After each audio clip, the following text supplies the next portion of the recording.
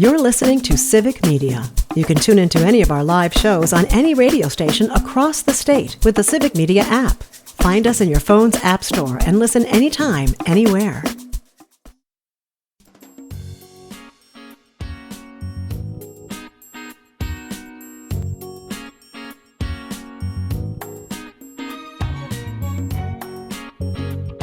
Live across Wisconsin on Civic Media, you're listening to Mornings with Pat Kreitlow, powered by Up North News. Now, from our Lake Wissota studio, here is the founding editor of Up North News, Pat Kreitlow. Hey, good morning. It is 7:06. It is nice to have you back here up north on this Wednesday morning, July 30th. Parker Olson is producing this shindig down in Madison Studio A2, and meteorologist Brittany Merlot is standing by. Coming up later this hour is our weekly homeroom segment, where we talk about education in Wisconsin, some of its strengths, opportunities, but also the threats. And one of those is the way the state funding formula works for public education. It stinks, and it has for a long time, for 30 plus years now.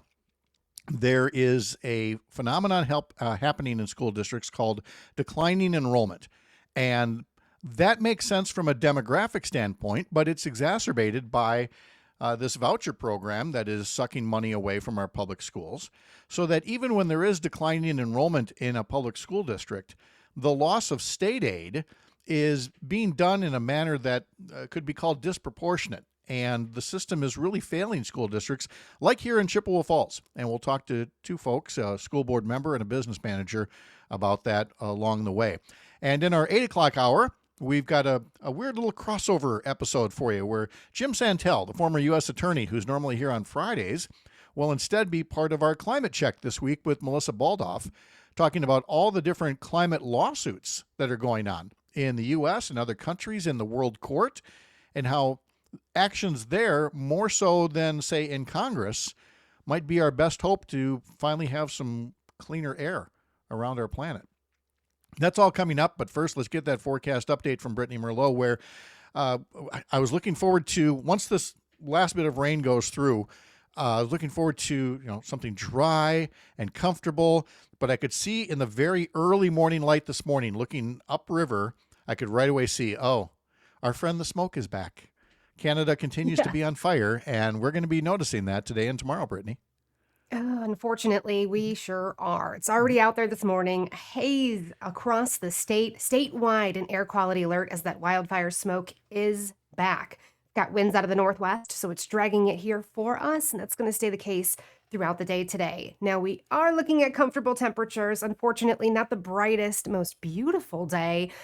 We are going to see more clouds than sunshine, pretty much mostly cloudy to overcast statewide all day, with rain and some thunderstorms far south in the state. That's already happening right now. Temperatures in the 50s up north, low 70s south. We've got heavy rain right now into Janesville, Beaver Dam area, working its way towards the Milwaukee area, probably around 8 or so. And it's packing some heavy rain at times. We've already seen an inch, a little bit over an inch in Evansville and Beloit. And of course, we are looking at up to 2 inches possible, because this rain won't stop throughout the afternoon. It actually continues into this evening and doesn't wind down until late tonight. So we could see some flash flooding potential or some localized flooding where those storms just keep training over and over the same area again. So be careful down south today. Otherwise, less rain chances up north. You should stay mostly dry. Just some pesky clouds still in the way. Much more comfortable temperatures, though. Mid to upper 70s. And it's going to get a little breezy later on this afternoon and evening, too. So it'll feel refreshing at the very least. Okay. Well, refreshing is good. I know that this stuff is supposed to stay to the south, and that's great. I'm still a little gun shy. I'm just far enough up north not to take the top down on the Wrangler yet. Yeah, not today. Because you never know when something spotty comes up. And I was looking at my Facebook memories, and it was 7 years ago when it was my first year with this Jeep. And it was that the anniversary of that date when we were out to dinner, and we started to see rain. And there was no rain anywhere. There was no line coming at us or anything. And I pull up the radar on my phone really quick, and it's like, one of those little dots just kind of pops up right overhead. And thinking, okay, it'll move, right? It didn't move. the rain kept down. It came harder and harder and harder. And the little dot went from blue to green to yellow to red, like a really bad zit. And instead it popped all over my Jeep Wrangler and filled it with 2 to 3 inches of rainwater. And then you found out that Wranglers have plugs, drain plugs at the bottom, right? Yeah. My friends were like, "Aren't you going to go do something about that?" I'm like, "What can I do? It's already raining like crazy." But the next day was hot and sunny. You pull those drain plugs out, you pull the floor mats out, and 24 hours later, it was good as new, by and large. But, for that moment that is happening, you're thinking of all the places one little black rain cloud could show up and just dump on you. That was your storm. That was my just storm. For you. Yes. So I'd been hoping to, take the roof down, but no, not so much. Not yet. Let's see. I'm looking at Tom in Hartford on the text line. Brittany, make the smoke go away. Can't do that. I'm trying. I've got the shield, but it's not working. Lori from Hayward, can you please give a special shout out to Jack Krachevsky, 101-year-old World War II vet who was honored at the Brewers game yesterday, and thank him for his service. Done. Thank you for that. I do like that part of the Brewers game where they always thank somebody for their service. That's a very nice thing. Let's see. From Robin Tigerton. Good morning. Smoking 65 degrees. I've got 3 yards to mow in the Tigerton area yesterday. He mowed 5 yards. Today would have been his mom and dad's wedding anniversary. Wild Thing was the #1 song when they got married, July 30th of 1966. Also says, thank you, Brittany, for keeping us updated on the tsunami in the Pacific from the earthquake in Russia on her social media last night. Central Wisconsin could have its first extended dry period since Mother's Day back in May. Many farmers will be cutting their third crop of hay. And for the first extended dry spell, many will be baling hay. As a kid on warm, humid weather, it always meant baling hay. That's true. Sherry says she still gets a little itchy, scratchy on days like this, just thinking about being on the hay wagon and stacking all the bales. Doesn't really work like that anymore, by and large, on the farm. But Hans Breitenmoser told us yesterday, he was going to attack that third crop of hay today. But it was a little, getting back to the other thing Rob mentioned, it was a little disturbing to wake up, look at the phone, and the first thing you see is, tsunami warnings all along the West Coast and an 8.8 earthquake off the Russian coast. I mean, yes, that is so scary. I couldn't go to sleep last night. I saw this happening and I was like, oh my goodness. I mean, that is the 8th strongest ever recorded, tying for 6th with an 8.8 magnitude. That can cause waves. I mean, that could send a 500-mile-per-hour wave across the ocean, right? So that's why those tsunami warnings were going off. You could just see the videos on social media. It was chilling just hearing that. But thankfully, it didn't look too bad out there. I think it's about 6 feet above normal in Hawaii and about 3.5 feet above normal waves in California at the moment. And it's so different now, again, because of technology and other advances, that it's nothing like 2004. And, a lot of us of a certain age, those videos of the tsunami that killed more than 200,000 people around the world, that is seared into our memories. And of course, what happened in Japan several years later. So I'm just hoping that because it wasn't, terribly serious this time, that people don't get complacent in the future about these warnings. We've seen what it can do, but I fear that people will someday forget and just take these warnings for granted. You can't do that. I fear that too. People do that with the tornado warnings, and it just breaks my heart. Take all of these serious. Yeah, they're there for a reason, and the reason is not to scare you, but to keep you alive. Brittany, thank you very much. Appreciate it. Thank you. All right. Let's get back at 7:15 now to Pat and Parker celebrating the Milwaukee Brewers, because we're totally getting ahead of ourselves. We are already assuming there's going to be a sweep this afternoon. Now that we've jinxed it, let's tell you about the win yesterday, because it was so satisfying. I want to play that clip again from the Brewers Radio Network. Have you got that handy with Andrew Vaughn? Oh, I've got it. I can set that up properly, because again, the Brewers were already ahead. They were leading the Cubs, but I don't have what inning Vaughn hit his home run in. I believe it was the 5th inning. No, 6th inning. 6th inning. Yeah. Brewers were already up, but this was the exclamation on top of it. Andrew Vaughn, who already has 21 RBIs since being called up from the minors on July 7th, had 6 runs batted in yesterday. 4 of them sounded like this. Here's now Vaughn and a drive. Left center and deep. Vaughn and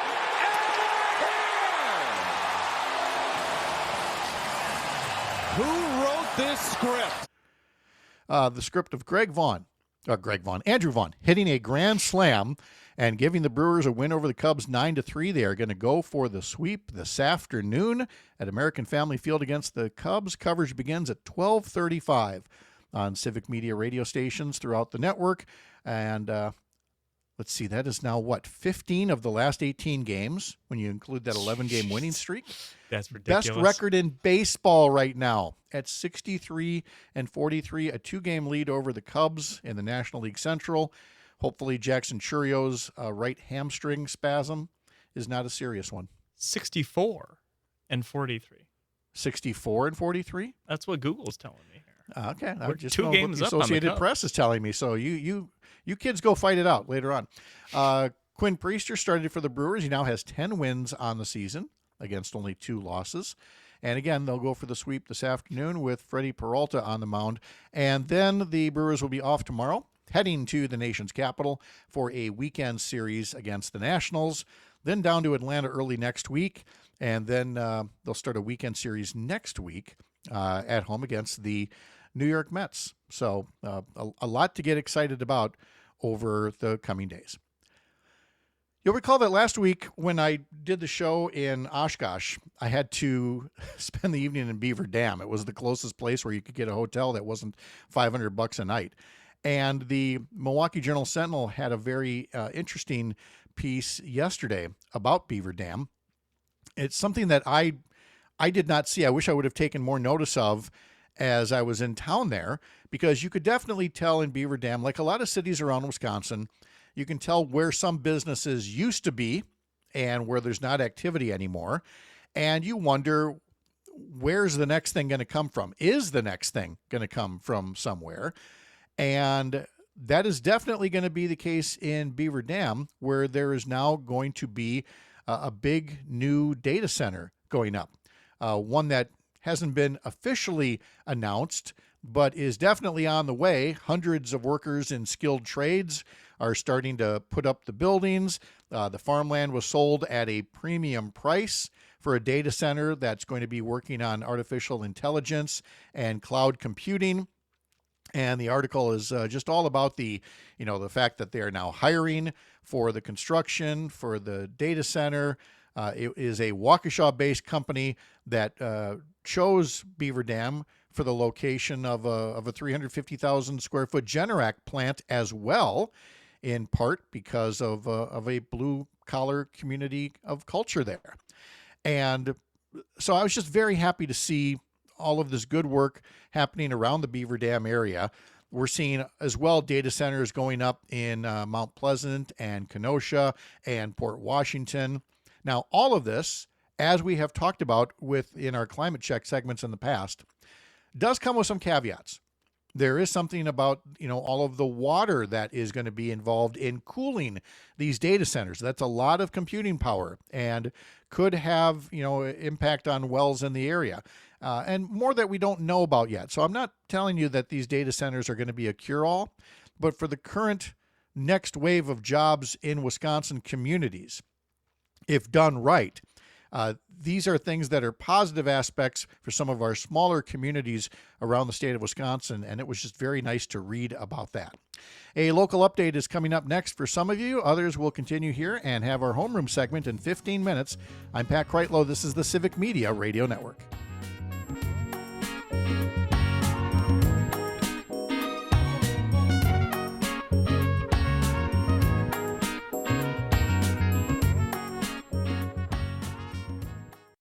You're listening to Civic Media. Stay up to date on the latest news and information for your local community and Wisconsin by signing up for our free email newsletter. Visit civicmedia.us/email to get started.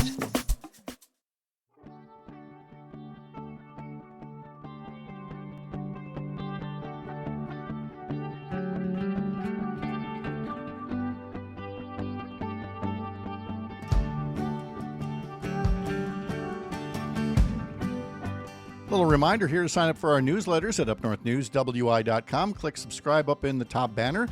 That would include our weekend politics newsletter, Sunday Mornings with Pat Kreitlow, which includes our question of the week, which this week deals with cryptocurrency, something that we don't have to deal with a lot here. Although, back to our topic of data centers, I mean, there's just more computing than ever before is needed to, quote unquote, mine cryptocurrency. I feel like we need a cryptocurrency 101 segment here about why it takes so much computer power to create the next Bitcoin or whatever crypto is.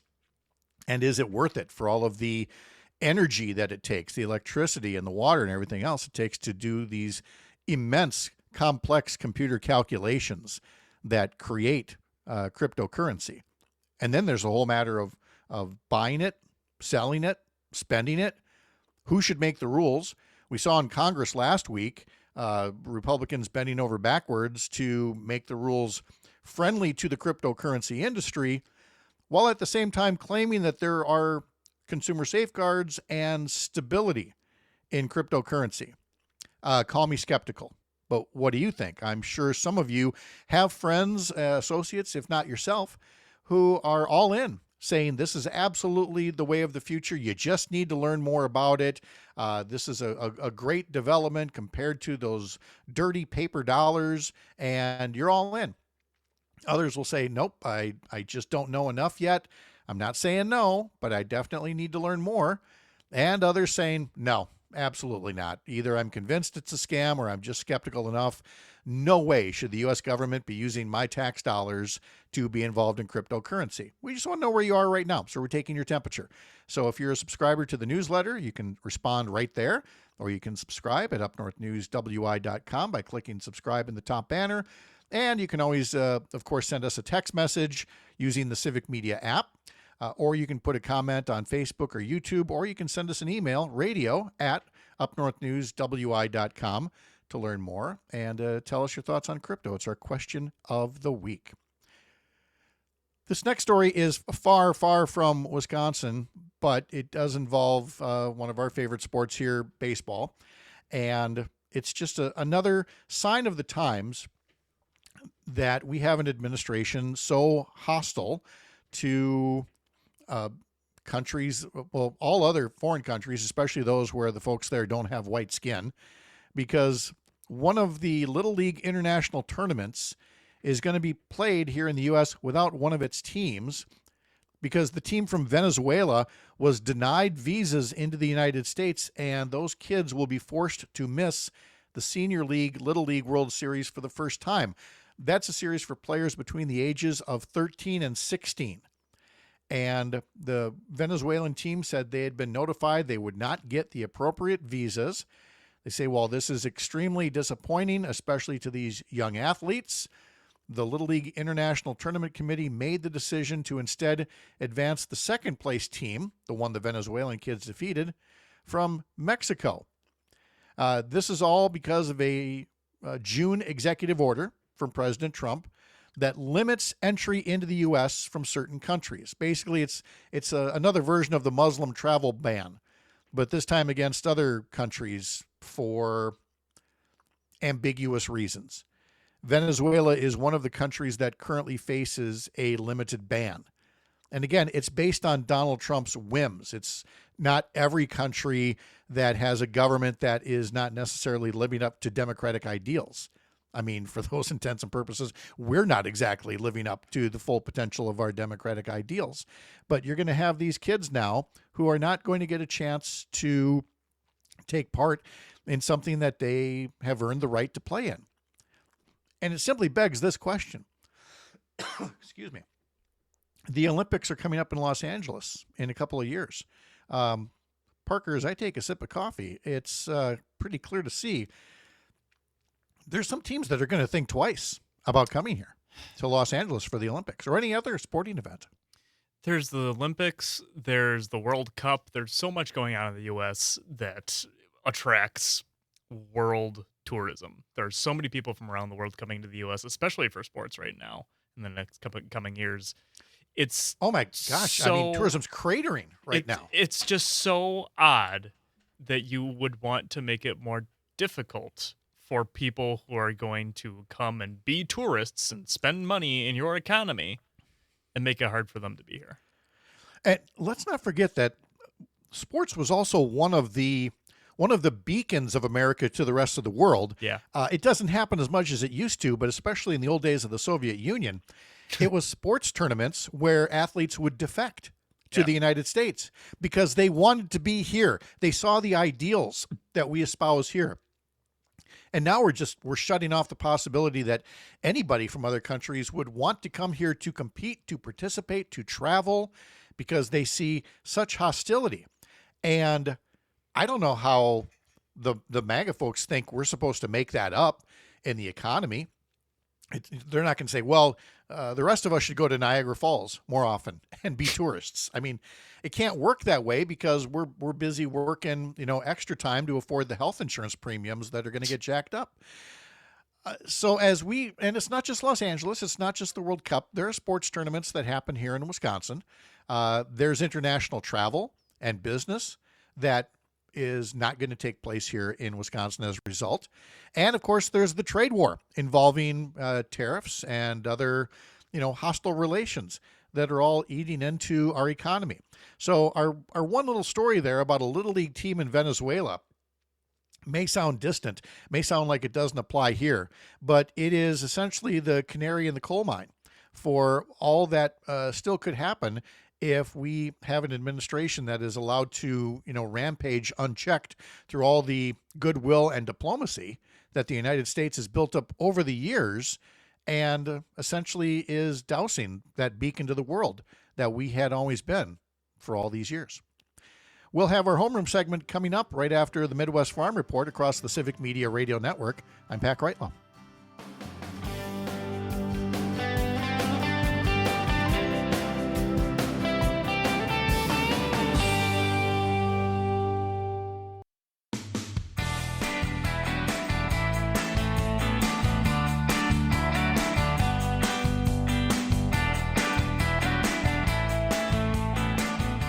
Coming up later today on the Civic Media Radio Network, the Maggie Dawn Show from 4 until 6. Coming up today in the 4 o'clock hour, Morris Pearl will discuss the wealthy who don't want a tax break, part of an op-ed in the Washington Post recently. And also in the 4 o'clock hour, Lisa White, a candidate in the 17th State Senate District, where there may be a number of Democrats looking to run against Howard Markline, the State Senate co-chair of the legislature's Joint Finance Committee. That all coming up on the Maggie Dawn Show later this afternoon across the Civic Media Radio Network. Let's take some time right now in our homeroom segment to talk a bit about declining enrollment, state aid, and school referendums. And regular listeners understand how this carousel works.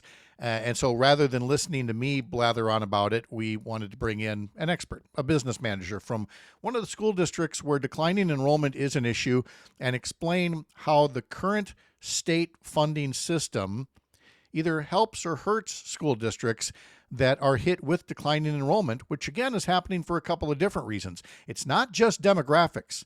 It's not just, a generational drop in birth rates. It's also the growth of the voucher program, peeling away kids whose parents are sending them to private, usually religious schools, and now getting taxpayer-funded assistance, subsidies, to do so. It only makes the declining enrollment problem worse for districts like Chippewa Falls, where Chad Trowbridge is the business manager and joins us this morning. Chad, good morning. How are you? I'm great, Pat. Good morning to you, and thanks for having me today. Well, we appreciate it. We really respect the job that you do, and we know what a challenge that it is. So let's just start overall with the matter of declining enrollment. I mean, there are only so many school districts that actually are growing population. We don't have that baby boom going on anymore. So we know that declining enrollment is, kind of a regular way of life in so many of our Wisconsin school districts. But do we have a system in place right now so that business managers like you can look at these numbers and say, well, enrollment's declining, but, not in a way that's going to cause us to have to make some dire financial choices? Well, yes, it is definitely a problem statewide, not just for Chippewa Falls. I should point out, I think we were an anomaly over the past 20 or 30 years, while many school districts, certainly in northern Wisconsin and even in the Chippewa Valley were declining in enrollment, we were on a growth pattern. So it was a little unique here in Chippewa Falls. We kind of stood out as a place that was growing. And I think, primarily it's the demographic shift that probably has caught us the most. I think we were going to start to experience a decline at the start of the pandemic. That was kind of the first indicator for us that, our lower birth rates entering our kindergarten grades were starting to get smaller. But I do think that the pandemic probably exacerbated that problem just a little bit. It helped or encouraged people to pursue other educational options, be it virtual, be it homeschool. A lot of school age kids went to work during that time. Learning virtually was something that what we found out wasn't the best for the majority of our population. So if I think there's a lot of reasons for declining enrollment. Certainly, the first you mentioned the demographic shift. Part of it's not scientific. People just don't have as many kids as they used to. And when I say that, a lot of people nod their head. Yep, a lot of people we know either don't have kids or have one kid or two kids. Having three kids was a fairly normal sized family a good number of years ago, but you just don't see families that large anymore. Secondly, I think we have an affordable housing problem in our community. And when I say that, I don't mean low income housing. I mean just the affordability of living, whether it be rental property or purchasing a home. If the median home price is higher than two income earners with good jobs can't afford, that's not going to encourage families to come to our community. Another piece that we often wonder about is jobs. We're a big employer for the size of the city of Chippewa Falls. There are a lot of jobs in our community, but are they jobs that cause people to move here? We believe that a good portion of our jobs here are commuter jobs, meaning people who live in the periphery of Chippewa Falls drive here to come to work. And then also, much like many communities, there's a shortage of daycare spaces available. We're pretty blessed in Chippewa Falls to have very high quality daycares. There just aren't enough of them. And if we have commuters coming to Chippewa Falls for employment, perhaps bringing their kids to daycare, it just makes that lack of daycare space all the much worse. And like you mentioned, there are other educational options, which is probably a good thing for parents and students to have choices in education. But ultimately, those factors all contribute to kind of the statewide decline in enrollment. And we're actually going to see a demographic shift in our total population. In Chippewa Falls, the largest portion of our population is an older generation, which at some point in time, will turn over. I hate to say it that way, but when that occurs, we're curious about what's going to happen with real estate and homes, and what's going to turn into those properties. Are they going to become rentals? Are they going to become family homes? Or are they going to turn into something else? Yeah, these are all valid questions when you talk about, commuter employment. Another one of them is virtual. We've seen some small communities essentially reinvent themselves by saying, hey, we're the place where you can live, and we've put in broadband internet so that you can continue to, work from up north in your office in Chicago, or New York, or wherever the case may be. Chippewa Falls has also seen, of course, like other communities, jobs come and go, whether it's, Cray supercomputers or Mason Shoe back in the day. Just a big shift in technology versus manufacturing and high-tech manufacturing. I spoke earlier this hour about Beaver Dam and how its fortunes are being turned around by a data center that's going in, and that might be the linchpin for new enrollment. But again, every school district is facing its challenges with declining enrollment at some point in time for all the reasons that you outlined. And so here's where we get into the notion of how does state aid help or hurt in that situation. So the two examples I always use are classrooms and school buses. You might go from a classroom of 25 kids to 22 kids. You might have a school bus that goes from, carrying 40 kids to 35 kids. You still got to turn on the lights. You still got to put gas in the bus because it's going to take pretty much the same route, just skip a few houses. And yet with declining enrollment, how is it that you lose state aid? Is it a one-for-one thing, or is there a way that can be augmented without having to go to the property taxpayer? I'll touch on that, and I'm going to shift gears for just a second. So state aid is really a factor of the expenses the district makes per property value per student. So if we have a high student population and a high property value, that kind of works out pretty well economically. But if we have a low student population and a high property value, and you think about some of our more northern region school districts, at least that's the best example here we have locally, they have a very low student population, but a very high property value. The state aid formula doesn't really benefit them at all. But it really comes back to the revenue limit. Revenue limits were put in place for Wisconsin schools back in 1994. And it was really a kind of a three-pronged approach to ultimately controlling property taxes at the time. And they called it the three-legged stool. It was based on the premise of a revenue limit, the qualified economic offer, and 2/3 funding of education at the state level. Well, the qualified economic offer went away with Act 10 in around 2011, 2012. And then the 2/3 funding commitment for state aid has also gone away. So the only prong that's left is revenue limits. And ultimately, for a lot of schools that were not in declining enrollment, the revenue limit just hadn't kept pace with inflation. And for us, during the time of the pandemic, there was a lot of federal money that was thrown at education. And the intent of that money was to bolster education. Well, here in Wisconsin, there weren't revenue limit increases. And the message was loud and clear: use your federal dollars to plug your budget hole. We were all saying, hey, okay, well, that can work. We understand that, but we have to have a way to backfill that federal revenue when it goes away. And in the last biennial budget, I think our state did as good as they can. They did increase the revenue limit, but it was only about half of what was lost from the exit of federal funding. So we were saying that in this 25-27 biennial budget, our state is going to have to double down because school districts were still short of revenue. They didn't get inflationary increases during that time. And it was at a time when we've seen some of the highest inflation rates in the past decade. So that kind of has compounded over time. And if you recall, Governor Evers used his veto pen to give school districts a $325 per pupil increase for, at the time, it was 400 years.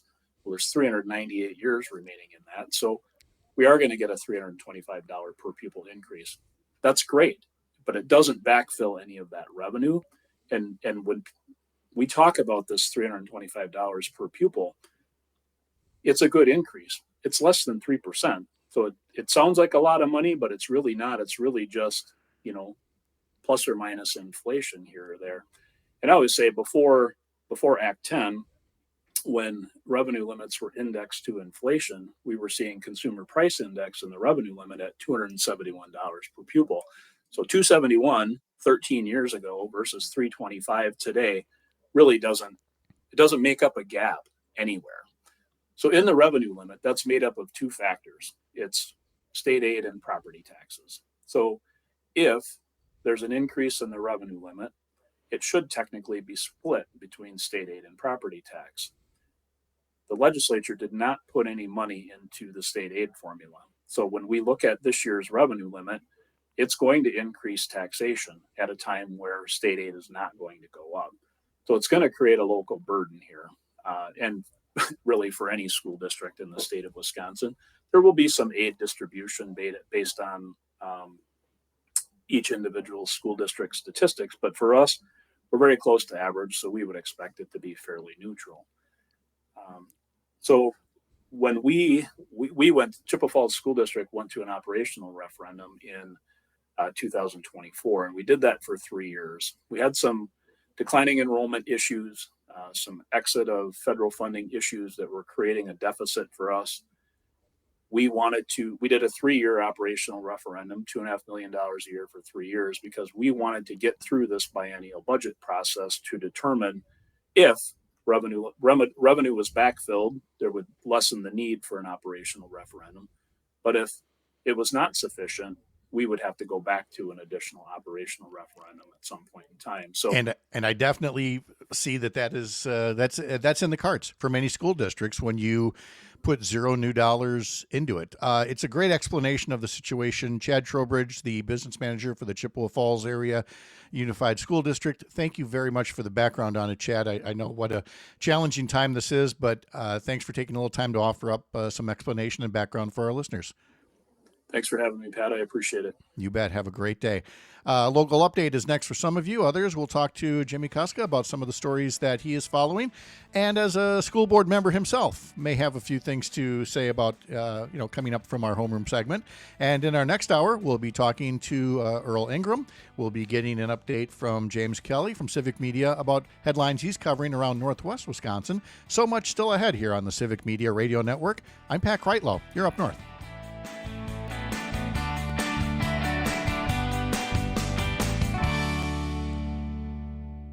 You're listening to Civic Media. Find the latest news, information, and archives of all your favorite shows on the Civic Media website, civicmedia.us.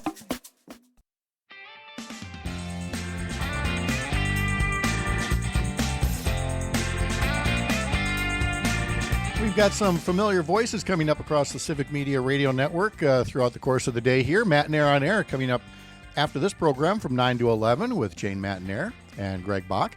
Dr. Kristen Lyerly will be joining Jane and Greg at 9:30. Dan Schaefer from the Recombobulation area and Civic Media political editor will be joining them just after the 10 a.m. news here. And then on the Todd Alba Show, starting at 2 o'clock, well, yours truly will be there to kick off the show at 2:05. And then Trygve Olsen, senior advisor to the Lincoln Project, will be joining Todd as well across the Civic Media Radio Network. The Civic Media Radio Network also employs this young man named Jimmie Kaska, who's also the sports director. He's also a school board member in Boscobel. And it's always fun to watch him in the on-deck circle during our homeroom segment. Sometimes he's just itching to get in there and say something about, what we're saying about school boards and education. And other times he hears a guest and, Jimmie, what was it you just said about Chad Trowbridge's explanation about declining enrollment? I just think it was funny because you were trying to set it up like, hey, we might talk a little bit more about this with Jimmie coming up. And I'm like, oh, no, Mr. Trowbridge did a fantastic job of explaining all this. I don't need to say anything. He did awesome. So. Have nothing else to add. Just get the show by podcast and listen back to it again, and you'll get an amazing explanation of the situation that we have out there, which I know we've covered in the past. It's just the complexities of how we pay for schools in this state and the burden that puts on every local school board member, many of which they're just moms and dads or taxpayers that just want to do a little bit of public service, serve on their school board, and then boom, here's a bunch of 3-ring binders. Try to understand how this state formula works. Good luck, Yeah, But a lot of our board meetings are spent sometimes just asking about like why is it like this? Like how are schools funded? How are what does this line in the spreadsheet mean? It is really, really complicated, even for people who spend time working on it.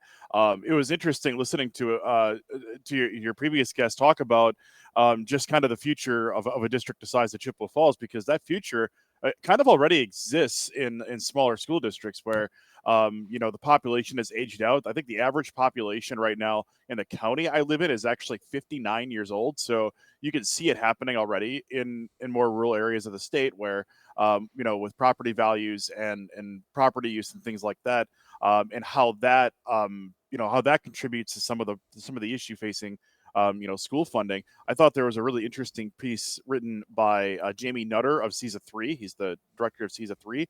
About 6 months ago, he wrote a piece talking about ways to help with school funding. And one of those ways was, it sounds pretty simple, but in a way, it's also very smart. And that's just to work with municipalities on building additional housing, just getting more people into a district to lessen that tax burden on others. And I mean, as a concept, it sounds a little bare, but the way he went in depth into it, worth a whole segment on its own.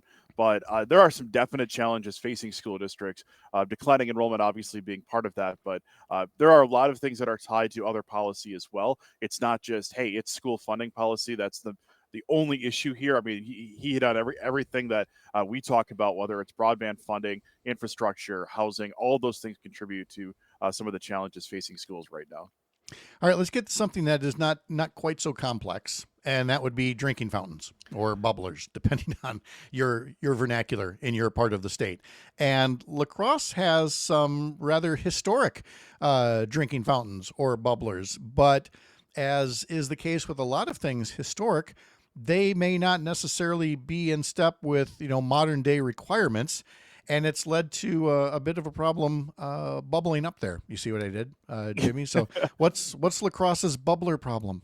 Yeah, so the bubbler problem, all right? So, and they don't use these words interchangeably. The existing places people can drink water at, they refer to as bubblers because they are true to the Wisconsin brand bubblers. They're old, they're green, they're everywhere in the city. And they've been shut off this year because they are not ADA compliant. So no one's been able to use them in all these heat waves we've had this summer, right? So the city council, the officials, the mayor, it's actually the mayor, Shondell Washington Spivey, who proposed this to put in drinking fountains that are ADA compliant around the city so that people can have free public access to drinking water, which, as you know, in La Crosse, one of the big issues is homelessness. Also, obviously, with it being so hot, it's just nice for people to be able to grab a drink of water here and there, right? So there's a resolution going through committee right now in La Crosse to address the situation of the existing bubblers not being ADA compliant and putting in ADA compliant drinking fountains instead. But there's also a contingent of the city council and city officials that want to preserve these old green bubblers that are not ADA compliant and preserve them for historical purposes. One of the resolutions even calls for adding like plaques to these things, just to say, hey, this honors the history of Wisconsin. Even the word bubbler originates in Wisconsin. Let's preserve some of the history, even if it means keeping those things off. So there's kind of two competing things happening with this issue in La Crosse. And I'm fascinated by these things in local government personally, because it really speaks to that issue of trying to solve a modern problem, but also trying to honor some of the history in a lot of these places. And it can be drinking fountains, it can be buildings, but these things that come up in local government can be absolutely fascinating sometimes. But Jimmie, I'm curious, the Americans with Disabilities Act, the ADA, dates back to 1990. And it doesn't sound like there's like any pending lawsuit right now against the city. So, I mean, it's been 35 years.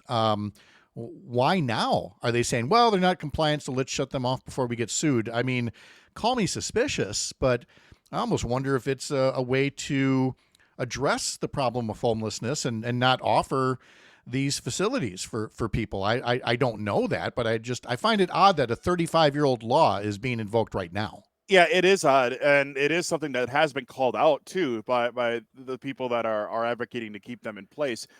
Because I think one of the council members even had said that nobody's asking for these to be turned off. Why can't we turn them back on? And like nobody's complained about this. Like it's really really fascinating. Like I said, because of all the issues you mentioned as well. Well, and again, just because something's old doesn't mean it always has to stay there either. You can always put a new green drinking fountain in there that is compliant.